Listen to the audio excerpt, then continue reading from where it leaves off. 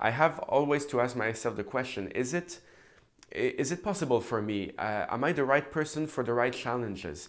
And yes, I believed taking on this job in Philadelphia that what was needed, which was very much to reconnect with a certain audience, as opposed to discovering a new one. Of course, we all want to have a new audience. We all want to reach and attract more a younger audience as well, and we're all concerned about how in the future this will develop. But it's very specific to Philadelphia that the history was so rich, so overwhelming, that maybe in recent years, for many reasons, not anyone's fault, it has fallen into, oh, what a great history, but what is it now, really, at the present? So to reconnect and go to some listeners who used to be proud of the orchestra and for whatever reason have stopped going to the concert, this is more my task, and I had to understand this before taking on the position.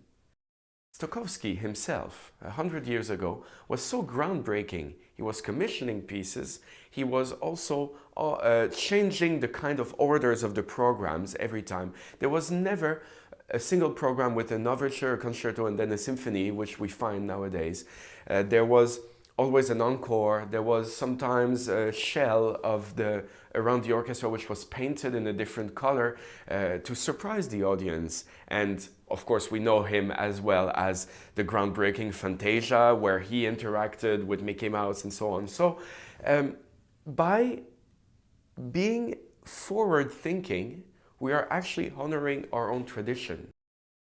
Sometimes it's just one little gesture which I can sum up also as being showing a certain humanity or the human face of the musicians, which helps connecting. So it's all about connection. And yes, I'm not against, I don't want to say people should be allowed in every concert to clap between movements. People should be allowed to drink some beer while listening to some Mahler. But why shouldn't they, in some certain context, if that's what a certain generation, a certain kind of audience wants, we need to know more to whom we play music.